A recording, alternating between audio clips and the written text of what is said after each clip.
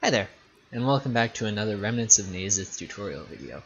In this video, we're going to be taking what we've learned in the last two tutorials and putting them to use. We're going to be taking a look at a lot of practical applications of our movement and how they are used in-game. Before we get into that though, I first want to discuss how this game handles timing. So like many other games, this game runs on a frames per second system, where for every second of in-game time, a certain number of frames will progress. For example, in my settings, I have my FPS cap, frame per second cap, turned off, but I have vertical sync enabled. And because my monitor runs at 60 Hz, that means that the game, which is synced up to my monitor's rate, will run at 60 frames per second. So for every second of in-game time that passes, 60 frames will occur. Now, even deeper than that, with this game, there is also what is called a tick system, which handles timing much more accurately. So this game runs at a certain tick rate, I believe it's constant regardless of your frame rate, where every 8 milliseconds will account for 1 tick of time. So throughout this video, in a couple of instances, I'm going to be talking about ticks, or how long you should hold something, how many ticks you have, or 1 tick jumps, for example. Just think of those as this game's equivalent to 1 frame jumps. With that said, let's get into this video. It's going to be a little bit of a longer one, so grab yourself a nice hot beverage, do some arm stretches, and let's do this thing. So, the first thing that we're going to look at is what I like to call pre-level inputs. In Remnants of Naezith, you are actually allowed to buffer inputs into the starting of a level. As an example here, the screen's pretty dark right now, but I am on the level Flee, and you'll notice that as the level starts up, I actually have space, control, C, and D pressed down when the level starts, and as soon as the timer starts going, I'll restart this once, as soon as the timer starts going, my character leaps into action performing a Dashpull, which is what I have buffered. C is my grapple key, control is my dash, and space is my jump, and then D is just direction. On every level in this game, you will want to be buffering your inputs at the start of levels because you want to be going as soon as the timer starts. You don't want to be lagging behind a couple of ticks or a couple of frames or whatever it might be, trying to guess when the start of the level is. This means that in some levels you're going to be buffering a dash and a jump to do a dash jump. Some levels it's going to be a grapple and a jump to do a pull. In some levels it might just be a dash, or it might just be a jump followed by a dash, or something along those lines. But the first thing you're going to want to get down is the feeling of buffering your inputs and being able to transfer those into other movement things. Up next, we're going to be talking about water mechanics in Remnants of Naezith. Like all other video games, water is the best part of this game. As a magical dragon, you are fine standing in water, but as soon as you try to go into water that goes above your head, you will drown. So water up to your chest is friendly, water up to your head, not so much. Additionally, you can and will have to walk on water in this game. So, if you have enough speed going onto water, you will skate along the water. You can jump off the water, and if you're going fast enough when you do your jump, you can also double jump along the water. Note that boost helps while going across water, and you can actually skate along water just with boost as long as you start at a shallow enough angle. If you go from way too high up, even boosting might not save you. It all depends on your downward speed. Now, water walking in this game also has the side effect of reducing your speed. So, if we go and take a look here, at the top of this level is a giant body of water, and you can see that we go into this first area with 1440 movement speed in the X direction. Now, as we land on the water and jump off, now all of a sudden we have 1411. So that is a net loss of 29 movement speed. Similarly, if we take a look at Chesna up here, comes into the same thing. He has 1646, and then he touches the water and jumps off as soon as he can, and now we're at 1642. So in general, the less time you spend touching water, the better. If you can hit the water and on the exact same tick that you hit the water, jump off of the water, you will lose the least amount of speed possible and continue on going as fast as you can. One thing you will come across in this game is projectiles.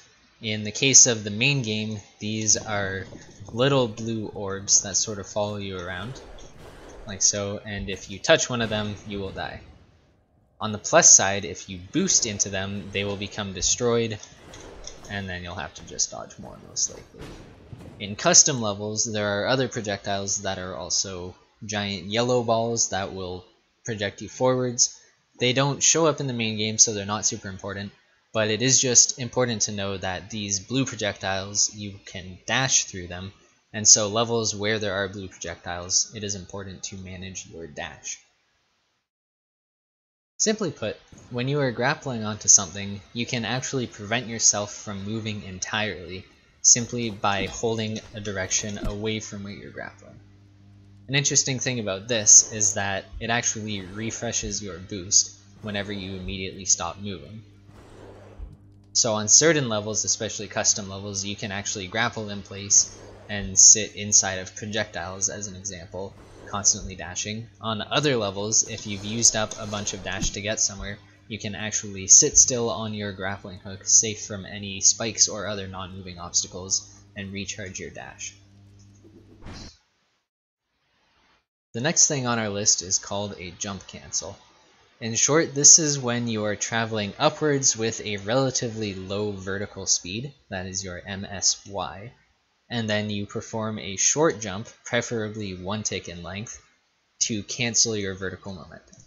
As an example here, you'll see that I grapple at the bottom of this section and release. I'm launched upwards with an MSY of 821. And as it gets closer and closer, lower and lower, you can see that right about here I'm at 342. I press jump, and all of a sudden my speed goes down to 34. So when you're performing jump cancels, if you perform them without a dash, you can get away with something between 350 and 400. I'm not actually sure of the exact value. If your MSY is within that value, your jump will cancel your vertical speed. And then similarly, you can do this with a dash, and just to display this on a level such as the hill, speed on ahead through the end here, you can see that coming over here, my speed is 800, 700, 600, 500, and then I jump and all of a sudden we're at 5. With dashes, it's something closer to 600, I believe 620 is an exact value, but something along those lines. Jump cancels are incredibly useful basically everywhere whenever you want to stop going up and start going down. They're also useful at the start of many levels in conjunction with pulls and grapples, which we will get into as we start to look at individual levels. But just note that a lot of time when you see top players jumping, they'll be performing short hops or as short of a hop as possible to cancel their upwards momentum. Up next, we have a mechanic that's very commonly used at the start of levels. This is basically performed by doing a pull into an immediate grapple, hence the nickname I give it, Grapull. Haha, I'm funny. If we take a look at the start of Swish Flush here, maybe we'll show this off for us. So you can see that he has the starting inputs of jump, hook, and to the left in this case. So that would perform a pull while moving to the left. You're going to see that he immediately cancels that into just a grapple while holding left.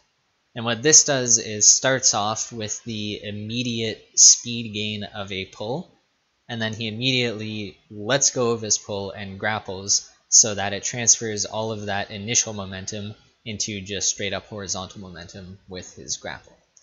Now in some instances, it's better to cancel your pull immediately into a grapple if you want to get the most speed possible.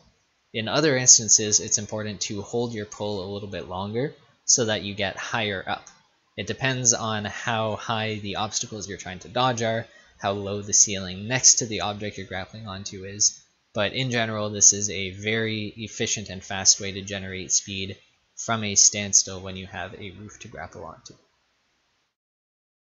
The next thing we're going to look at is what is called a directionless pull. This is where you input the actions for a pull, which would be grapple and jump, without holding any given direction. As an example, at the start of Soggy here, you'll see that I am holding down Grapple and Jump together without the right input direction, and then as soon as it connects I switch over to the right input direction. This does a couple of things for us, but most importantly it doesn't give us as much vertical speed, so you'll often see this used at the start of levels because it's easier to jump cancel out of a directionless pull. There are technically faster methods of pulling at the start of levels, which we will look at right after this one, but for beginners this is a very solid strategy to do a directionless pull into a jump cancel at the start of levels. And just to show off what that looks like here, you can see a directionless pull. I let go of the pull, I input a very small jump and then a grapple, so that I perform my pull, a jump cancel, and then I can use my horizontal momentum exclusively. It helps with maintaining height and is a very efficient start whenever you need to dodge obstacles at the beginning of levels. In the last mini section we took a look at directionless pulls. Here we're going to look at a little bit more of an advanced method of performing that, which will give you some more speed to start off, and these are called turn-away pulls. So to demonstrate this, we'll take a look at Midge on the sideswipe level. You see that he's holding his jump and grapple together, and then immediately after he spawns and starts moving, he's going to be holding to the right. And so what this does is pushes Kyra towards the right and also upwards a little bit higher. The main purpose of this is that the extra height decreases the angle that your grappling hook is making with the roof, so that your pull to start off is a little bit more horizontal than it normally would be. And this results in a little bit of extra speed. This isn't always warranted at the start of levels, and just to show that off, let's take another look at Soggy here. So you can see that at the start of my run here, I do my normal directionless pull, and I wind up with 550 X movement speed. If we take a look at Rock Candy down here, you'll see that he does a turn away pull to start off, and when he lets go he's at 555. So a slight difference of 5 movement speed, which has a big impact especially on longer levels, but on some levels that extra speed is actually a little bit of a hindrance if you're trying to dodge things. So it's a very advanced technique in terms of mechanics, but also knowing when to apply it is a little bit more challenging. So up until now we've taken a look at some of the neutral pulls into jump cancels that we can do at the start of levels to speed things up a little bit. But on some levels the roof is either too high up for us to reach with a normal pull, or there is some obstacle in the way that prevents us from doing normal pull. An example of this is Pondle, the second level, where if you attempt to do in this case, dash pull into a jump cancel, you're going to hit the wall because there isn't enough height for you to lose your movement speed upwards to jump cancel. In these cases we do what's called a dash into a pull, where instead of immediately doing a dash pull off the start of the level, we're going to input a dash and then wait a couple of ticks after the level begins before inputting a pull into a jump cancel, and so on and so forth. So to demonstrate this we have Plastic. You can see that he starts off holding dash and right, and then immediately does a grapple into a jump to pull up to this thing. The dash at the start helps decrease the angle that we're getting so that the horizontal movement speed isn't too much. Then we do a jump cancel and continue onwards. So in some instances you don't want to input all of your commands at the start, such as dash or pull, dash and pull, etc. You might want to space them out a little bit depending on the level. Perhaps the most important aspect of this game is your ability to carry your momentum throughout a level. The more momentum that you can carry throughout a level, the faster your ending time will be and the higher up on the leaderboards you will appear. I don't think any level displays this better than Tunnel. You can see here that we start off by gaining height to carry our momentum through. We carry it through twists, through turns, through ups and downs, making sure that we always have as much speed going through areas as possible. We're never wasting any of the speed that we have.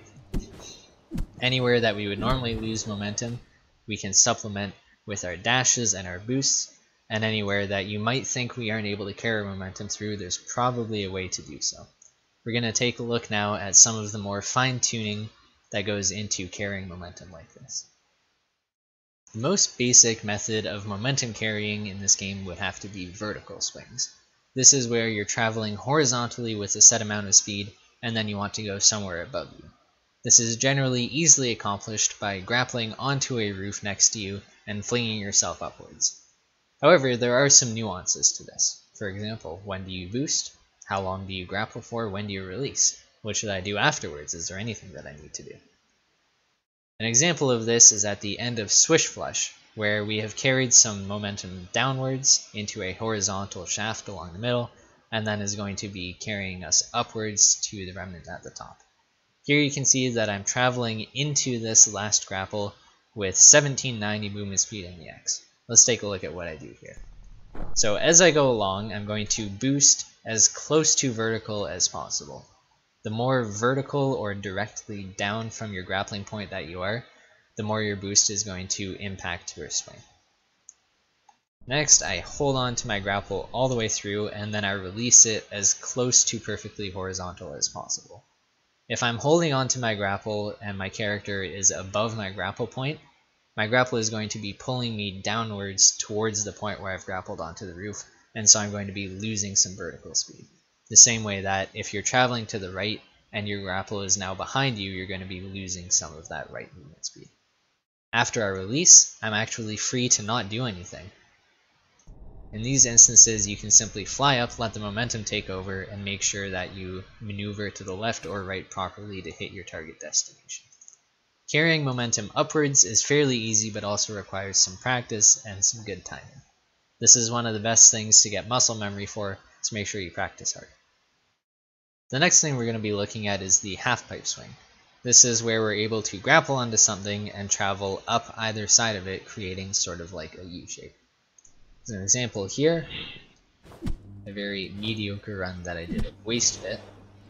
You can see that I'm building up some speed by swinging in sort of a half-pipe U shape.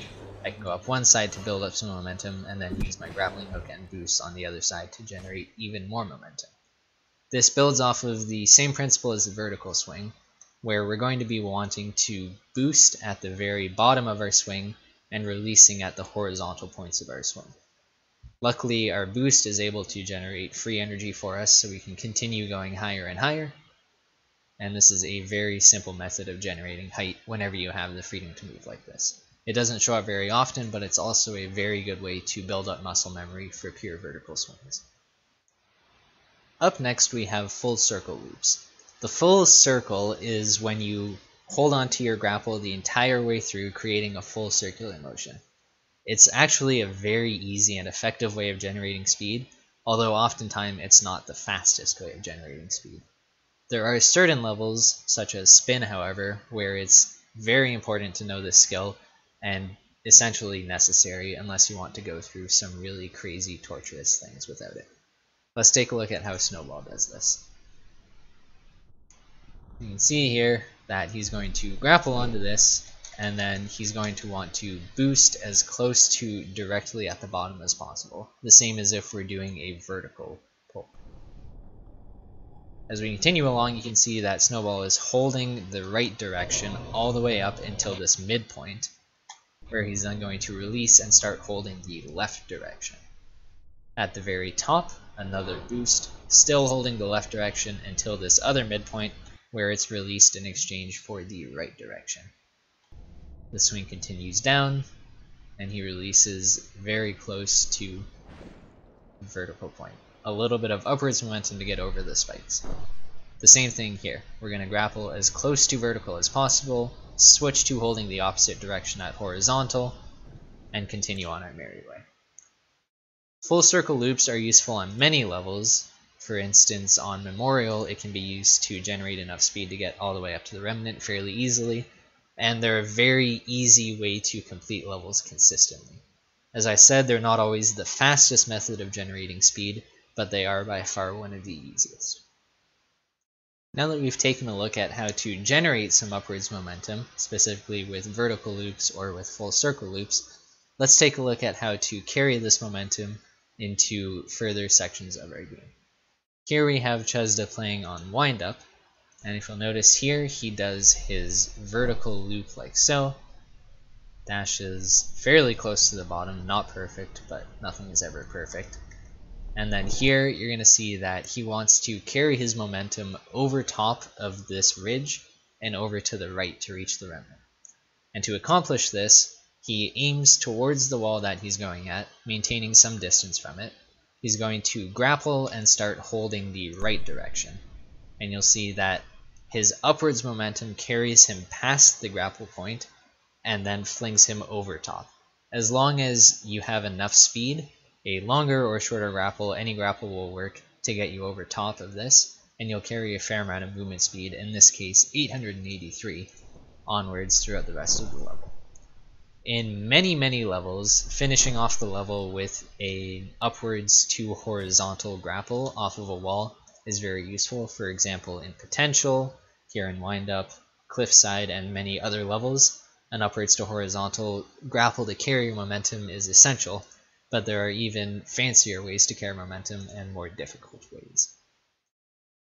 This is one of the most difficult methods of carrying momentum inside of the game. I've dubbed it the reverse halfpipe swing because it's very similar to our previous halfpipe swing, except we're doing it carrying vertical momentum upwards into downwards instead of downwards into upwards. To show this off, this is one of my replays on Hectic. You see that I have upwards momentum here. I'm going to grab the top of this, carry my momentum over the top, and then hold on to my grapple until the vertical to carry my momentum downwards instead. Basically, I'm taking my upwards momentum, carrying it throughout the horizontal all the way over the top, and then transferring it into downwards momentum. There are actually 3 different methods to do this, so let's take a look at them individually. The first method is most easily shown on Razorback, and this is what I call the full hold method. You can see here, as we approach this area, I'm going to want to perform a reverse halfpipe swing up here to carry my momentum up and over top of this saw blade. You'll see that after my swing, I immediately start holding left and grapple at the same time. I continue holding left and continue holding grapple, hence the full hold. I'm holding both left and grapple at the same time, and it carries me all the way over.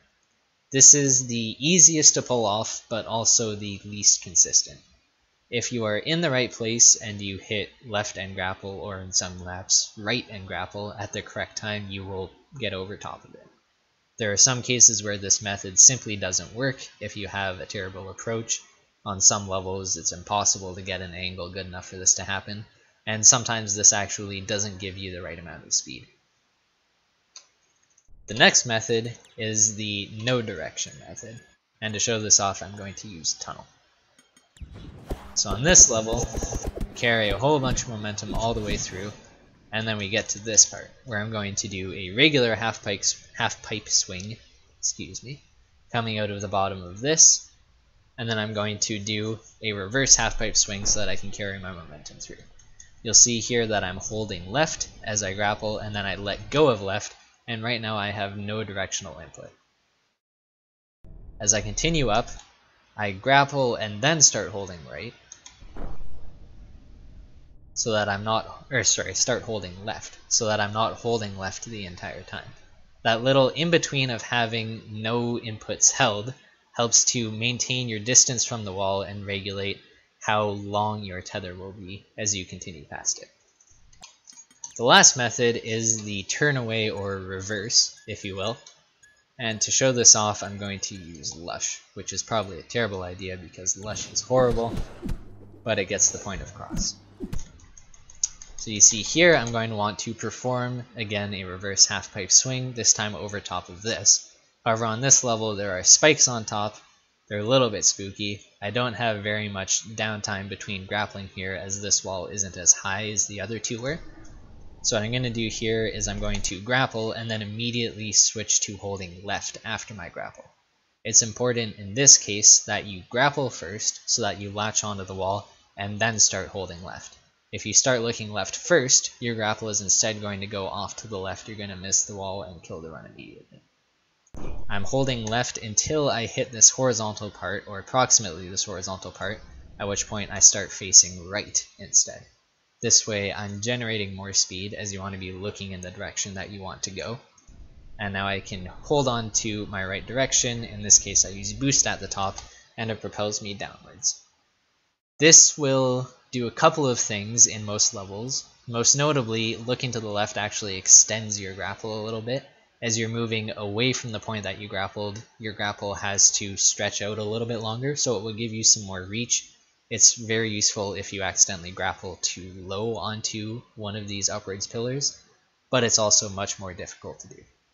If you can generate muscle memory for this, then you're in good shape for most levels, as this is the most efficient way to carry momentum. As your grapple gets longer, this also carries more momentum with it, but it does take a little bit more time to complete. So each of these three methods has their own specific use. In some cases, holding is very effective, as you just need to get through it very quickly. You don't need to worry about how much speed you have. If you want a more controlled setting, you can let go of both, but not bother turning away from the direction that you want to go. And if you want the absolute most speed and most control, you can do the look away method. Next on our list, we're going to be taking a look at some of the gimmicks in this game, some of the wonky things that can happen. And one of those that shows up everywhere is portals. Portals are the bane of my existence, and I hate them with everything that I have, but they are a part of this game, so we're going to look at them. The way that a portal works is it takes your total movement speed, so that's X and Y combined, when you go into the portal, and emits that as your full movement speed in the direction that you're going. So for example, if you go into a portal that is attached to a completely vertical portal, as in the start here, all of your movement speed will be converted straight into vertical. Similarly, if you go through a portal that is attached to a completely horizontal portal, all of your movement speed will be transferred into completely horizontal. If the portal is at an angle, your movement speed will be split up accordingly. To take a look at this, let's look at how Midge does this level. You can see that the first thing is he holds onto his second jump as he goes into this portal, because he wants to have the most movement speed in the X and Y that he can. You can see right before he hits the portal, his movement speed in the Y is 5. His X movement speed isn't really going to change because he has his dash on. And then as soon as he gets to the portal, he jumps into the portal at the very last tick, as close to the last tick as he can, so that he gets the most of that sudden burst of movement speed that you get from jumping.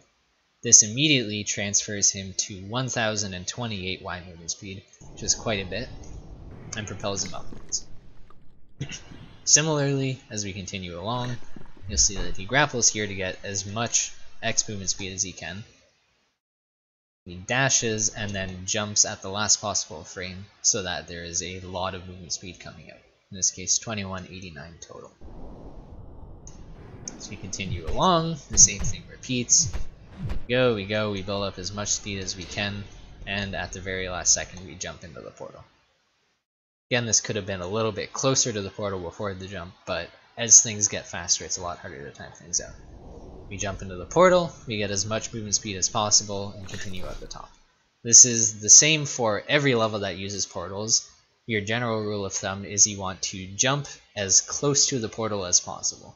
There will be times when you accidentally jump too late and come out of the other portal and jump and cancel all your movement speed, and then you're unhappy and you don't have a jump and you're probably going to die.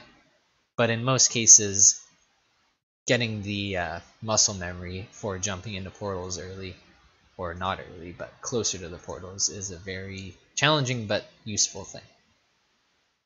If you'll recall back to the second tutorial video, you'll note that I mentioned that as long as your dash is occurring before you reach your grapple point, a dash pull will always give you the maximum height. That is, when you're performing a dash pull, you grapple, dash, and jump, and if your dash is still going when you reach the grapple point, you go flying upwards into the air. Well, this can be optimized a little bit on certain levels when you're going to want to fly into a wall at high speed and immediately dash pull. In these cases, you can actually dash early because your movement speed will carry you to the wall and into your jump and sustain the dash just long enough for your jump to give you the full dash pull height. As an example, here's Chesda on Surge. You'll see that he comes flying into this wall, and the wall on the right side here hasn't quite shown up yet. He's going to want to do a dash pull. So he waits and waits and then dashes really early. If he didn't have a lot of movement speed going into this, his dash would run out before he hits the wall and he'd be really sad. But because he has a lot of movement speed, he can actually do a dash into a jump to give him more height so that he's higher up on the wall. And then he can grab the wall late so that he doesn't have to travel as far to hit the grapple point, and then he can input his jump so that his dash pull goes off and his dash runs out right as he hits the grapple point. This is one of those things that you're going to have to fail over and over and over again, and it's really only useful on a handful of levels, but it is a slight optimization, so I had to include it here. Up next, we have by far my least favorite thing in this entire game that I wish didn't exist, but it does, and this is spike jumps. Now normally you would think that spikes actually occupy the full square hitbox that they're assigned to. However, spikes only occupy a triangular hitbox on top of or next to where they are placed. So that means that you can actually get in next to a spike as long as you don't touch the triangular hitbox and jump off of walls or jump over them. An example of this here is Midge. He comes flying in, touches this wall next to the spikes, and performs a wall jump off of it. And another one here because he's a show-off, like so. This can also be used to do a full jump into a wall that a spike is on top of, where you just barely squeeze over top of the spike and make it out. Remnants of Naezith is actually a very lenient game when it comes to jumping in hitboxes. You are able to jump off of a block's hitbox even after you have exited its hitbox. There is a little bit of leeway when it comes to timing for jumping off of things. This can be abused on certain levels in certain circumstances, and as an example here, you'll notice that we do what looks like a wall jump off of thin air, when in actuality we're jumping off of the very last pixel of the block that we can. This is very limited in uses, but it is important to know that this exists. The second last item on our menu here is called Downwards Dashpulls. This is the same as a regular dash pull, except instead of giving you vertical speed upwards, it gives you vertical speed downwards. The most commonly used place for this by everyday players is in the level vertical, and it looks a little something like this. As we travel in, we build up some speed, then we're going to grapple onto the wall and hold left as if we're doing a regular reverse half pipe, carrying our momentum. But of course, this carries us into the wall, where we then dash to build up some speed, and then perform a jump input to carry us down below where the grapple is, giving us a ton of downwards movement speed that we can then carry through to the end of the level. Now most people learn how to do this way, where you have a lot of speed going into your downwards dash pull and you can simply carry the momentum, but it is actually possible, and in very many cases faster, to perform a downwards dash pull on regular levels just from a starting position. Now keep in mind that this is an incredibly advanced technique, very difficult to build up muscle memory for, and honestly the hardest part of performing downwards dash pulls is actually doing stuff afterwards. So this might not be something to attempt as you're getting into the game, but is definitely something you can add on once you feel experienced enough with carrying momentum, general movement, and your muscle memory. So the way this works is that we jump off of our starting platform and immediately turn back as close to the wall as possible. The reason that we are up against the wall here is that right now we are holding no directional inputs, but because we are directly touching the wall, we're able to wall jump off of the wall even though we're not moving into it. And that's going to be used here as we perform a jump and a dash to wall jump away from the wall, followed immediately as close to one tick possible by a hook. So that is a dash jump away from the wall, followed one tick later by a grapple input.